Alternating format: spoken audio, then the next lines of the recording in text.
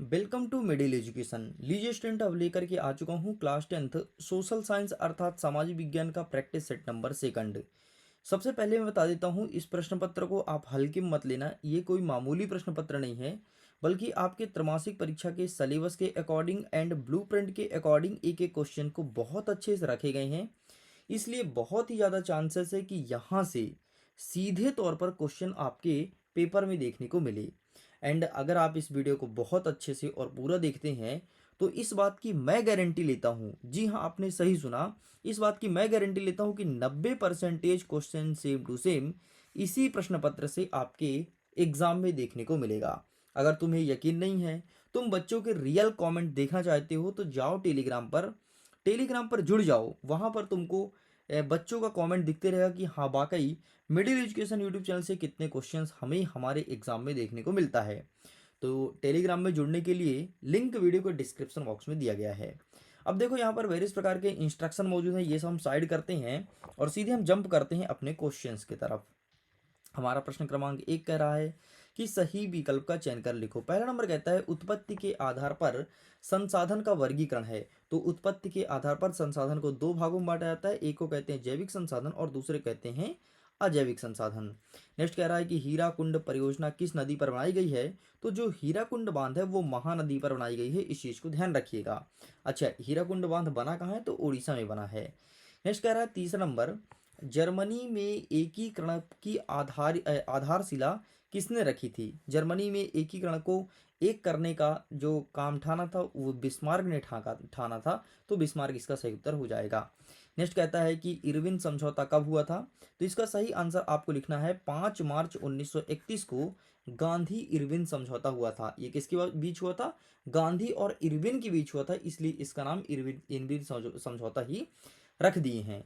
पांचवा नंबर कहता है राज्य पुनर्गठन आयोग की स्थापना कब हुई है। तो राज्य पुनर्गठन आयोग बना है 29 दिसंबर 1953 को। ठीक है, और भाषा के आधार पर फिर राज्यों को गठन किया गया था। इसका रीजन था, एक व्यक्ति का देहांत हो गया था, पेट्टू रामल्लू तेलुगु। वो तेलुगु भाषा के आधार पर राज्य बनाने की मांग कर रहे थे और उनका देहांत हो गया था, उसी के बाद राज्य पुनर्गठन आयोग बना था। इस चीज को ध्यान रखिएगा। आगे बढ़ते हैं। नेक्स्ट छठवां नंबर, जीडीपी का पूरा नाम क्या है। तो ग्रॉस डोमेस्टिक प्रोडक्ट अर्थात सकल घरेलू उत्पाद हिंदी में कहते हैं। तो ये सही उत्तर हो जाएगा। हमारा दूसरा नंबर कह रहा है रिक्त स्थान की पूर्ति करो। पहला नंबर कहता है कि लौह अयस्क डैश डैश डैश प्रकार का संसाधन है। तो ये कैसा संसाधन है, तो यह एक अनावीकरणीय संसाधन है। अनावीकरणीय संसाधन वे संसाधन होते हैं जो एक बार खत्म होने पर दोबारा उसे उपयोग नहीं कर सकते, ये दोबारा नहीं मिलता, उसे कहते हैं अनावीकरणीय संसाधन। नेक्स्ट कहता है वन विभाग के अनुसार देश के कुल वन क्षेत्र का कितने प्रतिशत हिस्सा हिस्सा रक्षित वन है। तो 1/3 मतलब 33% जो हिस्सा है वो रक्षित वन है। नेक्स्ट कहता है जलियांवाला बाग की घटना कब घटित हुई थी। जलियांवाला बाग हत्याकांड हुआ था 15 अप्रैल 1919 को। भाई 15 अप्रैल किसी का बर्थडे तो नहीं है। अगर तुम्हारा बर्थडे है तो अपने बर्थडे से ध्यान रखना कि जलियांवाला बाग हत्याकांड 15 अप्रैल 1919 के दिन हुआ था। नेक्स्ट कहता है ग्राम पंचायत का मुखिया क्या होता है। तो बच्चे बच्चे को पता है कि सरपंच होता है ना, तुम्हारे गांव में भी होगा एक दो सरपंच। वैसे सरपंच एक ही होता है, लेकिन पुराना होगा तो दो हो गया होगा। नेक्स्ट कहता है पांचवा नंबर, औसत आय को डैश डैश भी कहते हैं। तो इसे कहते हैं प्रति व्यक्ति आय। क्या कहते हैं, प्रति व्यक्ति आय कहा जाता है। नेक्स्ट कहता है वेतन छुट्टी का प्रावधान डैश डैश क्षेत्र में है। तो संगठित क्षेत्र में। तो यहाँ पर आपको संगठित लिखना है। ओके, इस प्रकार से ये होता है कंप्लीट। आगे कहता है प्रश्न क्रमांक 3, निम्नलिखित प्रश्नों का उत्तर सत्य और असत्य में देना है। पहला नंबर कहता है चिपको आंदोलन हिमालय प्रदेश में चलाया गया था। तो बिल्कुल सही बात है, जो चिपको आंदोलन थे उत्तराखंड से शुरू हुआ था, तो उत्तराखंड तो हिमालय प्रदेश है, तो ये आपका सत्य हो जाएगा। नेक्स्ट कहता है भोपाल के झील का निर्माण क्या 17वीं शताब्दी में हुआ है। तो ये आपका गलत हो जाएगा, 11वीं शताब्दी में हुआ है।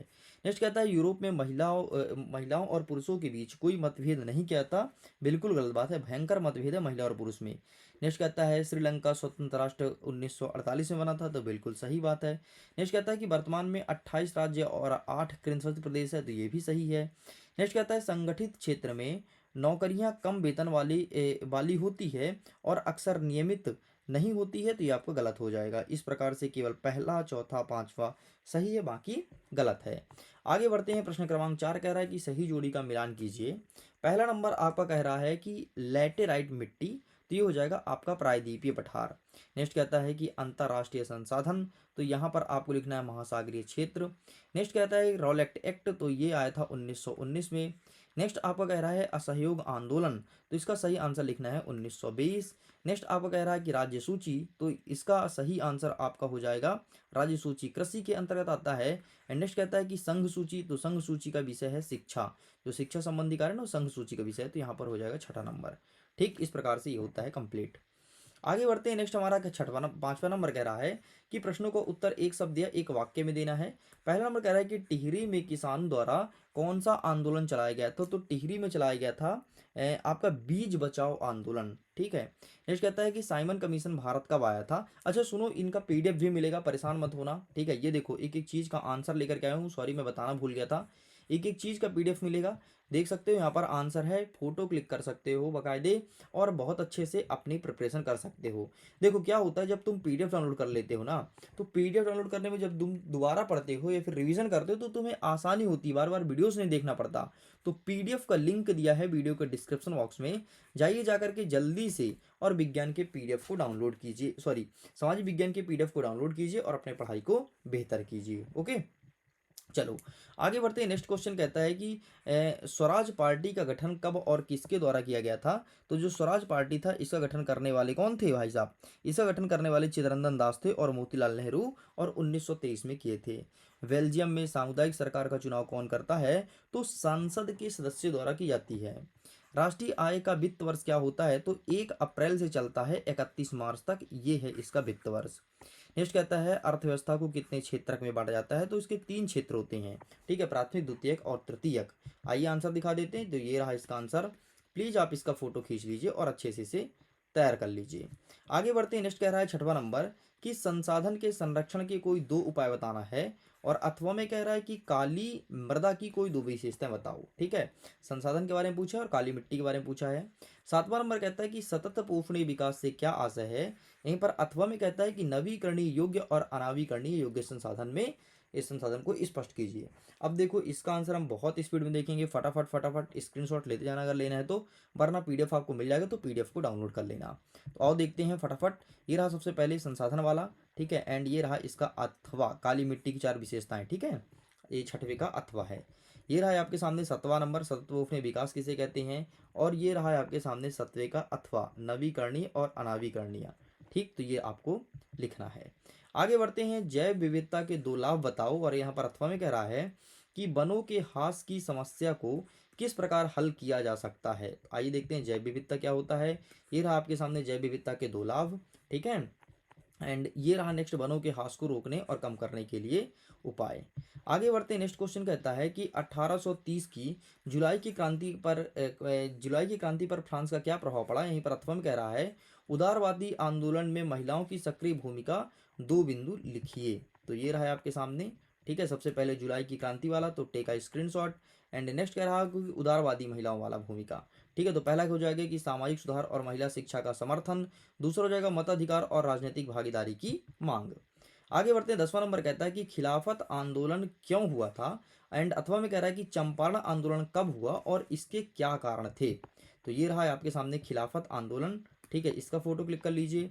एंड ये रहा आपके सामने चंपारण आंदोलन, तो आप इसका ही फोटो क्लिक कर लीजिए। ठीक है, चलो आगे बढ़ते हैं। नेक्स्ट क्वेश्चन कहता है 11वां नंबर, स्वदेशी और बहिष्कार का क्या अर्थ होता है, और अथवा में कह रहा है कि गांधी इरविन पैक्ट और दिल्ली समझौता क्या था। तो ये रहा आपके सामने बहिष्कार क्या, सबसे पहले स्वदेशी देख लो, एंड ये रहा आपके सामने गांधी इरविन पैक्ट, तो आप इसका भी स्क्रीनशॉट ले लीजिए।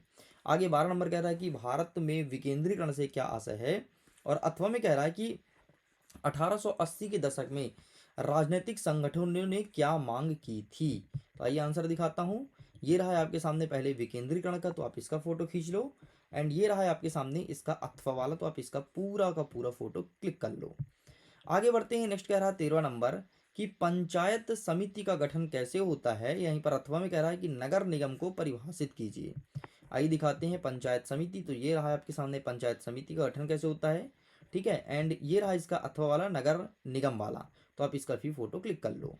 आगे बढ़ते हैं। नेक्स्ट कह रहा है 10वां नंबर की आदर्श संघीय व्यवस्था के 2 पक्ष लिखना है, और यहीं पर अथवा में कह रहा है कि वर्तमान में भारतीय संविधान में कितनी भाषाओं को मान्यता दी गई है, किन्हीं 4 भाषा का नाम लिखना है।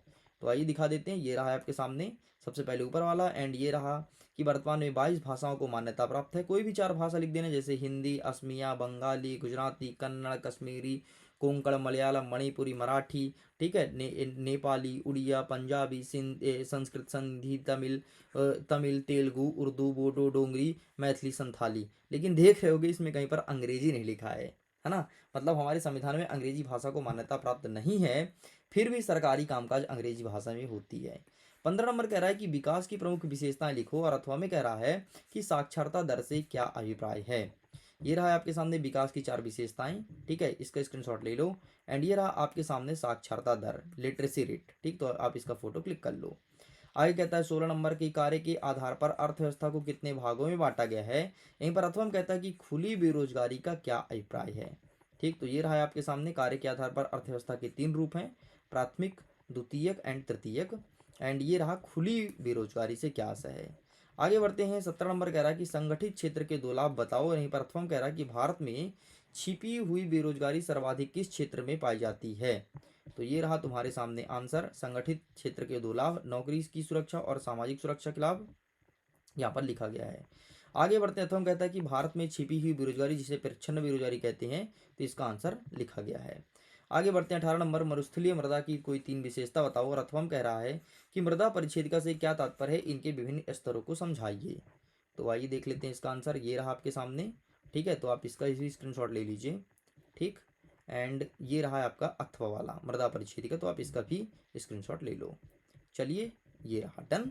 आगे बढ़ते हैं। नेक्स्ट क्या कह रहा है कि जैव विविधता को प्रभावित करने वाले कोई 2 कारक बताना है।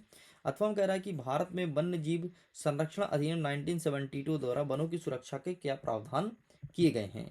तो ये रहा आपके सामने जैव विविधता वाले कारक, एंड ये रहा इसका अथवा वाला। आगे बढ़ते हैं। नेक्स्ट क्वेश्चन कहता है प्रश्न क्रमांक 20 कि पहाड़ी क्षेत्र में मिट्टी के कटाव को नियंत्रित करने के लिए कौन कौन से कदम उठाए जाते हैं। और अथवा कह रहा है कि एजेंडा 21 क्या है, इसका मुख्य उद्देश्य बताइए। ये रहा सबसे पहले ऊपर वाला, तो आप इसका स्क्रीनशॉट ले लो, ठीक है। एंड ये रहा है आपके सामने एजेंडा 21, ठीक, तो आप इसका भी स्क्रीनशॉट ले लीजिए। आगे बढ़ते हैं। नेक्स्ट क्वेश्चन कह रहा है कि भारत के मानचित्र में कोयला खदानों को दर्शाना है। नेवली कहाँ पर है, कोरबा कहाँ पर है, तलचर और रानीगंज कहाँ पे है। एंड अथवा में कह रहा है कि भारत के मानचित्र में तेल खनिज को दर्शाइए। अंकलेश्वर कहाँ पर है, कंकोल कहाँ पे है, नाहर काठिया कहाँ पर है, और मोरन कहाँ पे है, ठीक है। तो इसको हम आगे डिस्कस करेंगे। 21 नंबर कह रहा है कि प्रथम विश्व युद्ध पर भारत का क्या प्रभाव पड़ा था। और अथवा में कह रहा है कि गांधी जी के असहयोग आंदोलन के वापस क्यों लिया था, इसका व्याख्या करना है। तो ये रहा है आपके सामने प्रथम विश्व युद्ध, तो आप इसका स्क्रीनशॉट ले लीजिए, ठीक। एंड ये रहा गांधी जी वाला, तो आप इसका भी स्क्रीनशॉट ले लीजिए। आगे बढ़ते हैं। नेक्स्ट क्वेश्चन क्या कह रहा है कि सार्वजनिक क्षेत्र तथा निजी क्षेत्र में अंतर बताइए। एंड यहीं पर अथवा में क्या कह रहा है कि तृतीय क्षेत्र तथा अन्य क्षेत्र कैसे भिन्न है, उदाहरण सहित समझाइए। ये रहा है आपके सामने सार्वजनिक और निजी में अंतर, तो आप इसका स्क्रीनशॉट ले लो फटाफट, ठीक। एंड ये रहा है आपके सामने अथवा वाला। चलिए, इस प्रकार से स्टूडेंट पूरा का पूरा मैंने कंप्लीट कर दिया प्रश्न क्रमांक 1 से लेकर के 23 तक। अब जो आपका ये वाला बचा है मैप ना, मैप सेक्शन का जो सही आंसर है ये मैं दे दूंगा पीडीएफ के थ्रू, तो वहाँ पे आप डाउनलोड कर लेना, ओके। चलिए, तो मैं करता हूँ वीडियो को एंड। खुश रहिए, पढ़ते रहिए, मुस्कुराते रहिए। आपका एग्जाम बहुत अच्छा है, मैं भगवान से प्रार्थना करूंगा। अब आपको देखना है केवल और केवल बूस्टर डोज, फिर तो तुम तबाही मचाने वाले हो जिस प्रकार से तुमने सभी विषय में मचाया है। मैं वीडियो को एंड करता हूँ। Thanks for watching, bye bye.